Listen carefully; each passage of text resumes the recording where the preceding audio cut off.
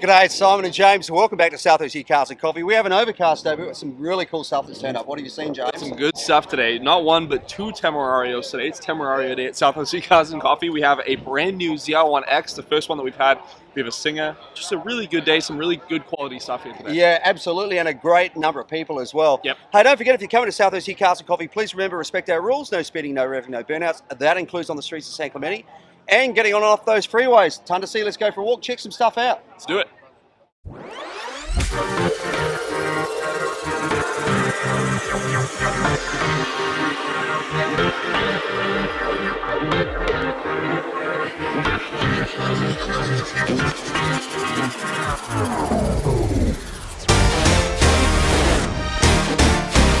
What an awesome way to start the exotics show. First of all, we have a Singer, which is essentially a resto mod Porsche that goes for over $1 million. If you guys don't know, this is a beautiful metallic silver. You have the lightweight wheels, Bordeaux interior.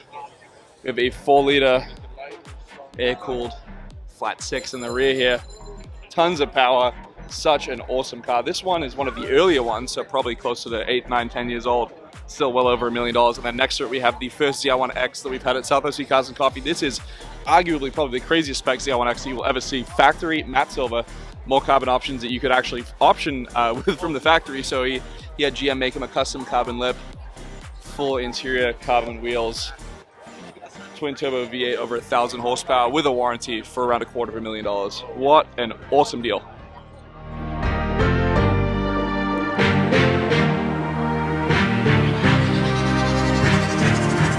Here we have an insanely spec Lamborghini Huracan STO.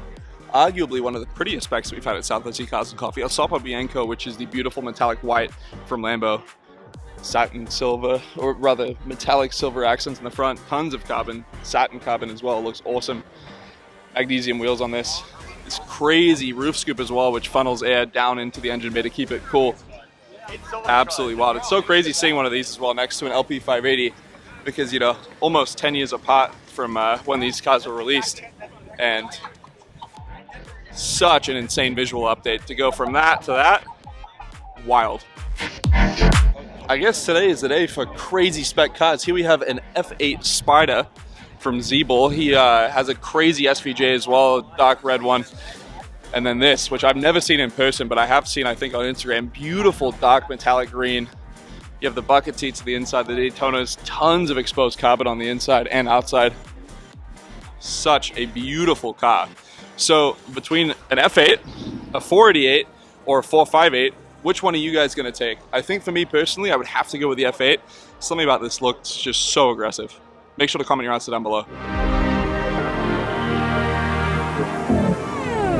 It is Temerario Day at South Sea Cars and Coffee. Not one, but two of them. First of all, we have Chris here from Volvo with his beautiful Temerario that he took delivery of yesterday. Finished in a gorgeous metallic yellow with bucket seats on the inside, yellow as well, of course. Very, very nicely spec. No exterior carbon because he has a full exterior transformation coming for this car. I'll let him reveal that on his own. Don't want to spoil anything. And then next to it, we have the VF Engineering Temerario. This one is spec'd out with pretty much every option that you can get. So Ad Personam Verde Citrea, which is a stunning metallic green color. You have the Algerita package as well, which is a lightweight package for this car. Sheds a ton of weight, adds on a ton of carbon fiber aero. So you can see this carbon front lip here, which looks stunning. The carbon side skirts. Slightly more aggressive door blade on here, and then you have this duckbill in the back, which looks absolutely fantastic. Just a beautiful car. So V8 twin turbo in this to replace the 5.2 liter V10 that the Huracan had before, paired with a hybrid motor for over 900 horsepower. I was lucky enough to drive one of these when Lambo Newport had their demo car for a little bit, and I can tell you guys it feels very similar to a McLaren 720S. You have that V8 twin turbo, very, very low lag feel, but such an awesome car. I'm very, very excited to see these things rolling out. And I'm even more excited to see what they look like when they're properly modified. So interesting one here. James just spoke about the two Lambos here, but we have a 296 Ferrari sitting here, their latest car, the replacement, of course, for the F8. Next to it, the Lambo replacement for the Huracan. Interesting the way these guys have gone in a different direction. So Ferrari, to hit their emission standards and everything they have to do, have stepped away from the twin turbo V8. Of course, the 458 Italia was a naturally aspirated V8. Then they went to the 488, which was twin turbo, which they used ever since. Come to the 296 and they've gone for a V6 twin turbo hybrid system.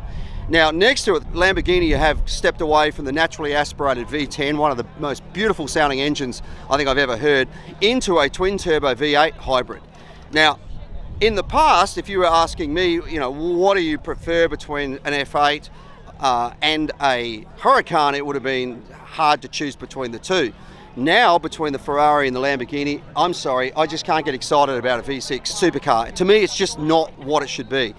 So, I know a lot of manufacturers are going that way. You've got the Artura, you've got the even the MC20, of course, not a hybrid, but just a twin-turbo V6. Even the Ford GT, super quick car, just blitzed the record at Nürburgring for the US car. In fact, I think it's now the fastest street registrable car around Nürburgring. But you know what? I just want it to sound like a V8, a V10, or a V12. Great to have the guys here from Capistrano Volkswagen and bringing this very, very fun peace van. So this is the ID Buzz that gets converted into what used to be a Westfalia camper. I think this is super cool. Check this thing out. Now, I think these things, they've done a great job making these things look retro as it is, but look at the way it's not only got the pop-up roof here so you can actually stand up in there, but the seats can turn around in the back, can turn around this side. If we come around to the back, it has got everything, including the kitchen sink. So you've got cooking facilities, you've got cleaning kitchen sink, you've got everything that you need in the back of it. All slides out, rolls out. It's a super, super cool idea. The ID Buzz is an interesting vehicle. Look at this, chopping board. And it collects the grease if you chop. Look at that. It's a flush cutting board. It's a good setup. It looks great. I mean, look through this thing. It's got everything you could possibly want. And it's got the reliability of being an EV, unlike the old air-cooled engines. Next to it, one of the regular ID Buzz, retro again. And then, of course, we've had them joined, another ID Buzz over there and down here, by the guys from the local Volkswagen bus group, one of the new ones. Look at them all through here. Love the windows tilted out, all the windows, and this guy, roof pops up in this one. But here's a Westfalia with the same concept. So great to have these guys along this morning. Great seeing this whole cult following that Volkswagen has, and really good to see that they are continuing on with some of the heritage that they've had in the past.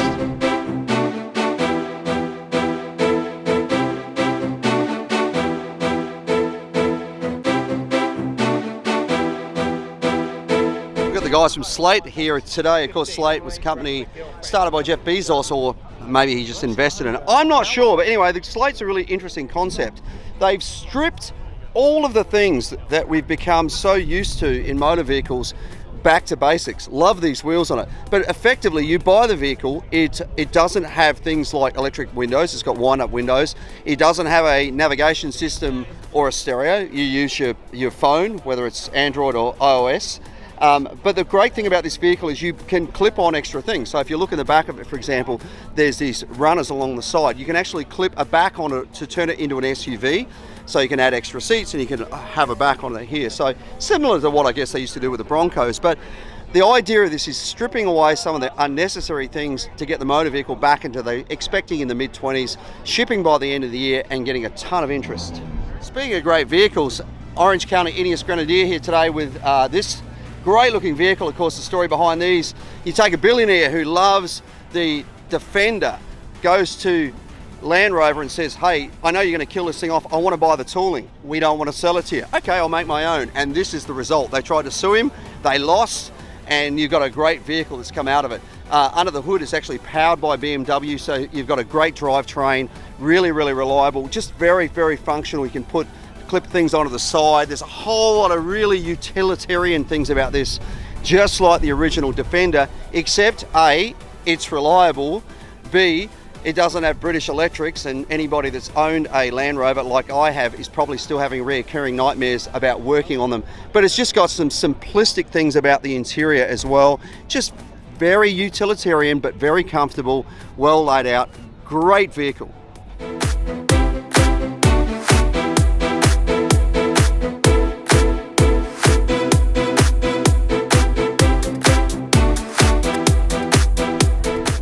There's factory Five Daytona making its debut appearance here this morning. South Sea Cars and Coffee, the owner's over here, I won't bother him. But he's been talking about how he's been building this car for some time. Done a really nice job of it. Very neat underneath there.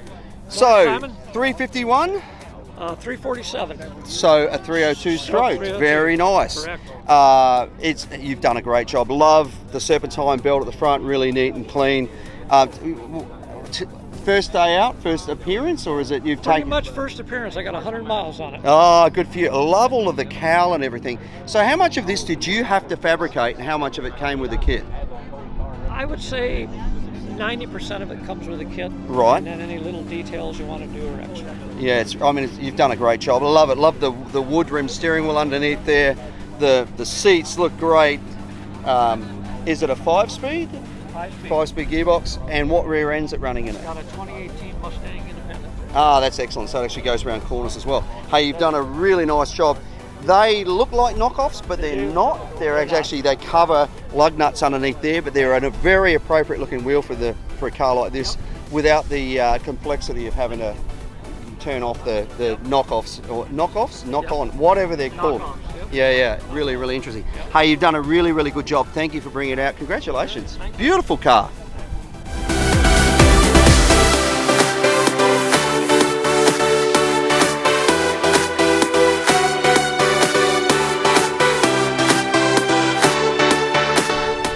Super clean 67 Chevelle under the hood, running an LS.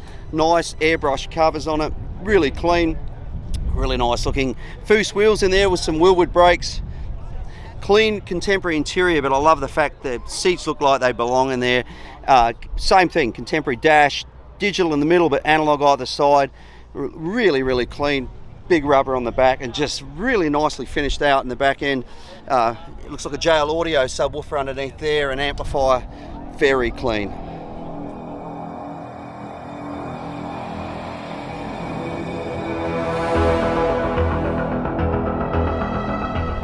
How cool is this? 73 Charger. It doesn't look like the Chargers we really know about, does it? It looks a lot more subdued. It looks a lot more, the front end certainly, a lot like a family vehicle. Look at the bumper overriders on the front. I was talking to the owner before. It belonged to his aunt, and then his dad had it. It's got a 318 in it, which of course, you look at the Chargers of, the late 60s and real early 70s, we're talking about 440s, we're talking about Hemis, but this was more subdued. Interesting, the tail lights really took on the cues of something like a Cougar, or even the Shelby Mustangs, which had that same tail light as well. But I love seeing these cars because they're real time capsules into that era. Somebody would have bought this thing, been super proud of it, and just loved the fact that they were driving this big Mopar coupe. I think it's awesome. What a great car and what a great story that's been in the family for so long. Girls with their nails done.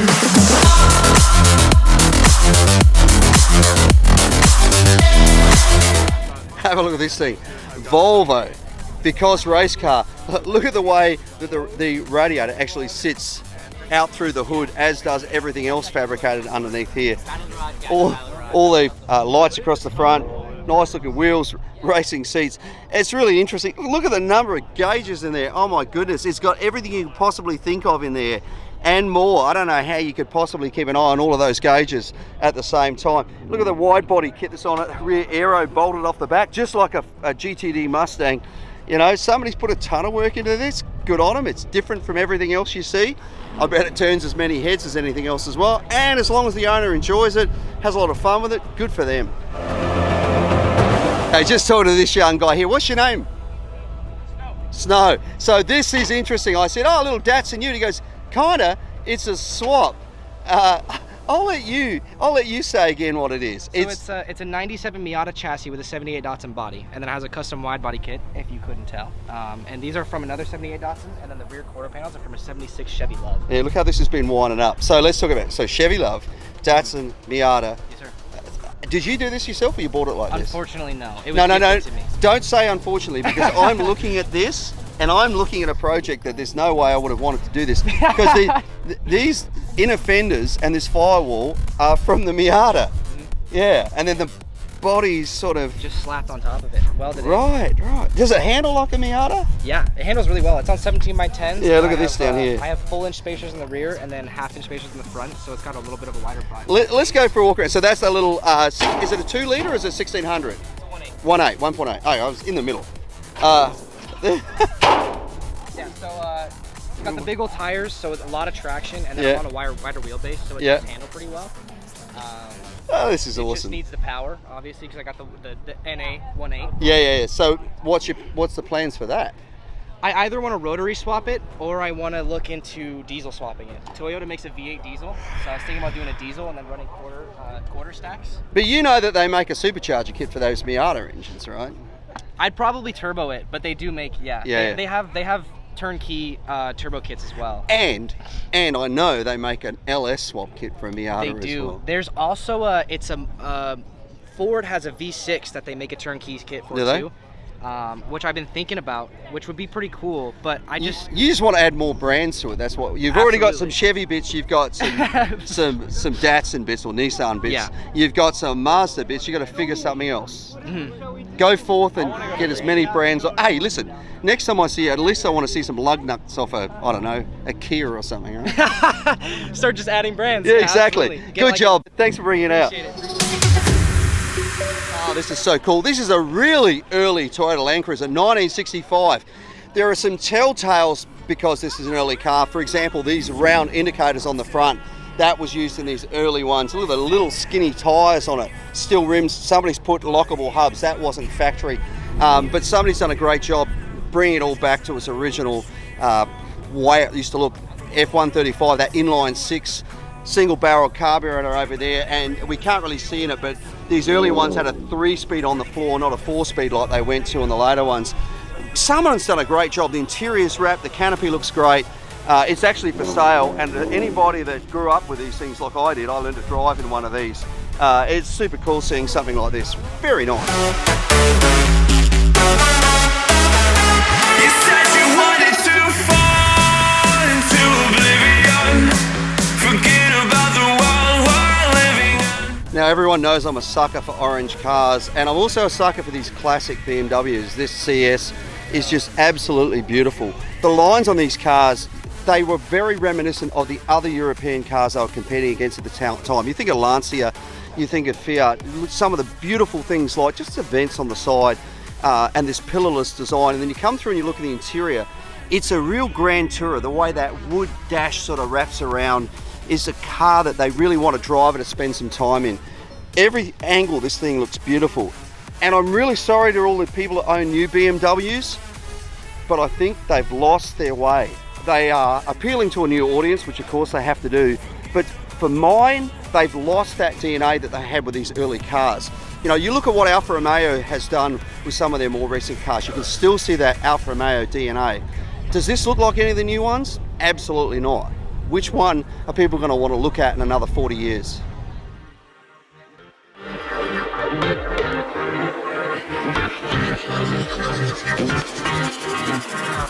That is it for a good day at South OC Cars and Coffee Day. You guys so much for coming out and check out the event. Please remember, if you are attending, respect our rules, no revving, no speeding, no burnouts. That includes on the property, driving through the streets of San Clemente, and then getting on and off those freeways. I want to say a massive thank you to all the sponsors. We have the Bracketeer Way Marketing, McGuire's, Mazda, HRA Wheels, iAccent Lawyers, European Exotic Center, Orange County Ineos Grenadier, Hillbank Motor Corporation, and of course MagnaFlow and Camberg as well. Do also want to say a massive thank you to all the volunteers for helping us put on this event each and every week. We could not put on the show without you guys. Remember, if you want to become a volunteer, hit us up on Instagram at South OC Cars and Coffee Merch. So we handle all the volunteer rostering, and then while you're over there, check out some of our hats, hoodies, t-shirts, stickers, lanyards, everything you possibly want from South OC Cars and Coffee Merch. If you are volunteering, you get to bring your card before 8:30, and then Ruby's Diner provides a free coffee and donut for everyone helping us out. Try saying that 3 times fast. Exactly. Big thank you to Ruby's for doing that and feeding the masses, and a massive thank you to the outlets in San Clemente for allowing us to be here. We couldn't do the show without them. So if you need to do any shopping, go to the movies, grab a coffee, go to a restaurant, whatever, come to the outlets, tell them South OC Cars and Coffee sent you. Well, that is it. Thanks so much for watching. Don't forget to like, comment, and subscribe. We'll see you back here next week for another South OC Cars and Coffee. Thank you guys.